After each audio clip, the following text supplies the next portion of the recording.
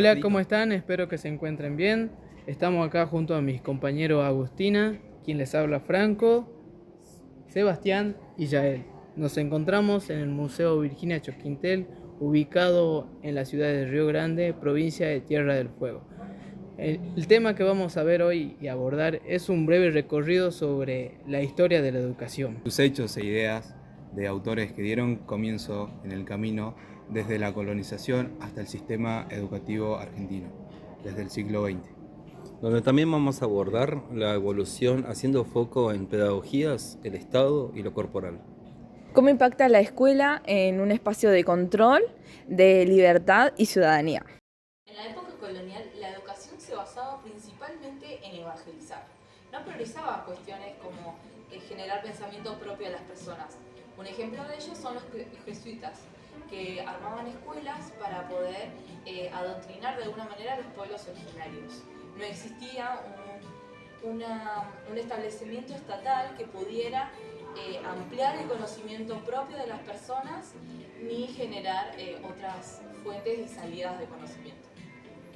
Apollinario y Salverdi van a empezar a cuestionar estas principales ideas religiosas y van a querer encaminar la educación hacia un sentido más humanista.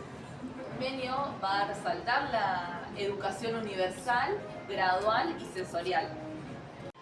Locke va a proponer tener como base la experiencia y una educación moral.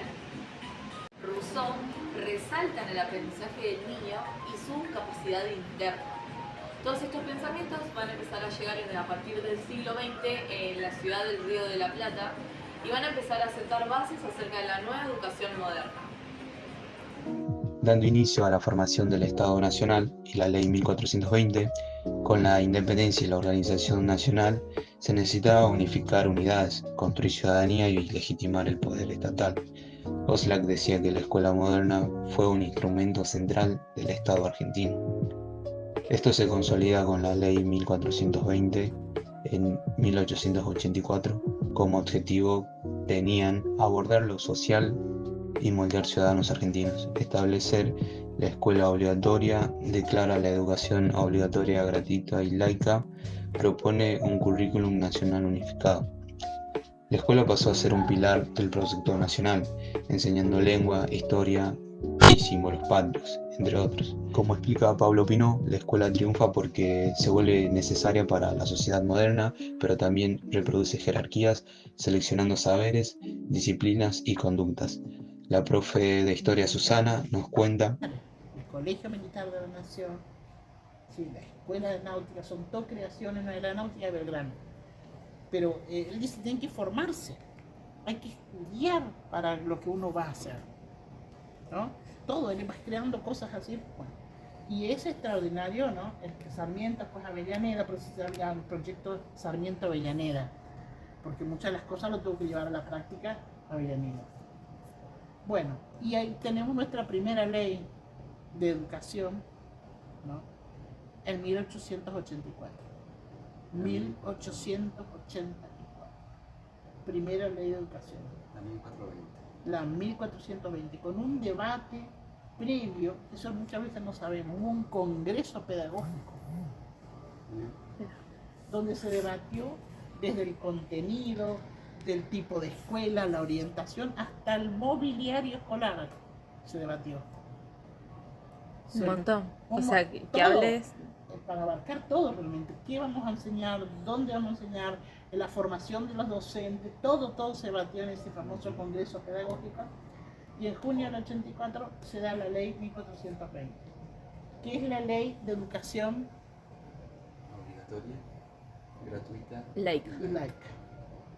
Obligatoria, porque ese es el detalle, entre los 6 y los 14 años, para hacer la primaria. Claro. ¿No? Sí. Gratuita, no tenían que pagar para asistir, ¿no? Iba a ser bancada por el Estado. Y laica, no iba a tener formación religiosa, ¿no? Que fíjense, para la época es re moderno. Ese era otro debate en ese momento de la independencia del Estado, de la Iglesia, separar el Estado y la Iglesia. El Estado y la Iglesia son dos instituciones diferentes, decían, ¿no? Que no tienen por qué estar mezclados. Bueno, Eh, que fíjense ustedes, en Europa,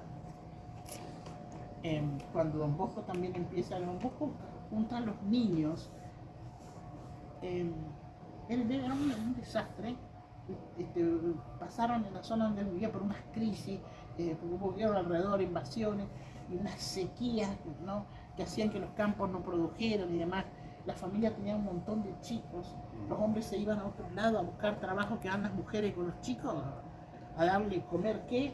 Entonces, realmente, los que caminaban bien los echaban a la calle, vayan a buscar comida, a hacer un trabajo, buscar. Yo digo los echaban porque no era una cosa amorosa, no podían con todo. Y estos niños, ¿no?, que se llamaban bandas en las calles, iban a buscar trabajo en las construcciones, porque al mismo tiempo aumentaba la población, se construía más. Y entonces las construcciones, fíjense, eran chicos de 10, 11, 12, 13 años que iban a buscar. Entonces salían uno a uno para invento, para carrear arena, estábamos todos para carrear arena. Entonces había afuera 10, 12, se molían a paro para tenerse de esos lugares y entraban 2. Como había muchos, les pagaban miseria por ser niños y porque había muchos, si bueno querés, venga el otro, punto. Y los chicos con eso comían ellos, no es que llevaban plata a la casa tampoco. Bueno, después había muchísimos niños presos de esas edades porque robaban comida, vieron que había los puestos, vendían esto, lo otro. Bueno, este Don Bosco que empieza a hacer esos lugares para llamarlos a jugar, para juntarlos, que sean niños. Y él les llama oratorio porque era lo que iban a hacer a las iglesias antes de rezar. Pero estos chicos no sabían ni rezar ni tenían ninguna formación, pero se llamaban oratorio. Y él jugaba. Y después arma una casa, porque había niños sin familia. Pero después lo que él ve es que esos niños tenían que tener, claro, educación. Ahí empieza él con el tema de formar escuelas y enseñarles oficios y demás. Y como educar era tarea del Estado, también en Italia, empiezan a combatir a él de que se ocupaba de la educación. Miren ustedes las cosas, ¿no? Por eso digo, nosotros acá, en nuestro país, con esta educación que era medio particular, medio esto, medio otro, buscando educar al conjunto. ¿Quién se va a hacer cargo? El Estado, con una educación sin religión. Genial. Pero en Europa pasaron por ese proceso también, inclusive quitándole ese rol que no lo hacía el Estado. Por eso esos niños estaban todos insultados por el Estado. Estaban todos presos. Entonces, cuando se hablaban de los que estaban presos, eran un horror, porque tenían 14 años y estaban presos como que fueran raros, ¿no? Y la gente las despreciaba porque no se podían hacer cargo por la malaria que había. Entonces él los juntaba. Los marcaban, les cortaban la oreja, les cortaban No, el dedo, para mostrar que eran ladrones. Claro. Y él los juntaba, pero tampoco era que comían en abundancia, pero al menos administraban la cuestión, los contenía, bueno, iban y venían con las cosas. Bueno, nuestro Sarmiento. Esta ley de educación que fue genial. Una ley que cambió el tema de la alfabetización de la Argentina, que era como pero era como casi el 80%. Hola, ¿cómo están? Conmigo vamos a hablar de cómo se integró la educación física como materia en el sistema educativo argentino. La educación física, como bien les dije, fue integrada allá por el año 1884 como gimnástica a fines del siglo XIX, tomada como disciplina y cuerpo, acompañada de los conceptos intelectuales del momento. Dos autores como Eisenstein y Tchaikovsky en el 2006 a la educación física la denominaron como un dispositivo de control corporal, formando o moldando, mejor dicho, lo que vendría a ser la moral, los hábitos y posturas y valores como la fuerza, la disciplina. La educación física no solo fue utilizada también como recreación o deporte, también fue utilizada como una herramienta para la construcción de cuerpos escolares, donde se privilegió el cuerpo sano, ágil y útil. Pero para hablar de la educación también no debemos pasar por alto y destacar que hubieron nuevas reformas pedagógicas en el siglo XX, donde fue un largo periodo de tensión entre libertad y control. La nueva escuela y pedagogías activas, inspiradas en Dewey, Rousseau y Montessori, querían que la educación se basara como centro en el niño, y que sea el sujeto activo. También se buscaba una educación que no sea tan tradicional, tan memorística y que sea un poco más participativa y colaborativa.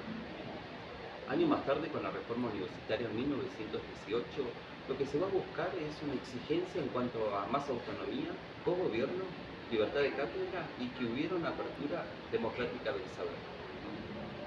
Adentrándonos en el peronismo, el gobierno peronista, que fue entre 1945 a 1955, la educación se ve con una amplia apertura escolar, donde también se va a inculcar valores nacionales, sociales y populares dentro del contenido educativo. Sin embargo, años más tarde, nuestro país cae en dictadura, donde la educación se vio totalmente censurada, con mucho control ideológico y militarizado. En cuanto a la educación física, también va a responder a esta lógica, donde va a inculcar orden, disciplina y silencio. Por suerte, en los años 80, con el retorno de la democracia, se empiezan a debatir nuevas formas de educar. Se empieza a reconocer la gran diversidad corporal y cultural. En cuanto a la educación física, lo que va a hacer es se va a orientar al derecho al juego, a la inclusión, a la expresión individual. El ser nacional. Entonces, en esta idea de nacionalización del siglo XIX, se deja de lado el regionalismo. Se pasa a hablar de la Revolución de Mayo, de la independencia de Argentina, se empieza a hablar de esos hitos que hacen énfasis sobre Buenos Aires, dejando de lado lo que es la historia local de cada lugar. Y para el caso particular de Tierra del Fuego esto tiene mucha importancia porque Tierra del Fuego es la provincia más joven del país y eso conlleva que, todo el tiempo como que se está revisando la historia fueguina para que de alguna forma se aplique y para que los ciudadanos tengan un pleno conocimiento acerca de estos asuntos, como el que estuvimos hablando recién, que es el genocidio Selknam, del que hace 30 años nadie hablaba de eso. Entonces es como la historia constantemente se está actualizando y esos debates educativos también se están actualizando para que la educación también se adecue a las necesidades de cada región. Y sea más completa. Y sea más completa, porque no es lo mismo vivir en Caballito, en Capital, que vivir acá en Río Grande. Tierra del Fuego, o sea, estamos en el mismo país, pero las heterogeneidades son muy amplias y eso, digamos, no tiene que afectar al currículum, eso se tiene que ver reflejado, porque el particularismo también es importante para apropiarnos del lugar en el que vivimos y para conocer de dónde venimos y por qué estamos, como sociedad así, por qué nos constituimos así y entender las problemáticas de cada región. La educación argentina es el resultado de una larga historia de disputa entre proyectos de libertad y control. Desde la colonia hasta el siglo XX, la escuela fue un espacio de reproducción, pero también de transformación. Comprender la historia es fundamental para pensar qué tipo de educación queremos construir. ¿Una educación que repita fórmulas o que habilite nuevas formas de pensar, de ser y de moverse?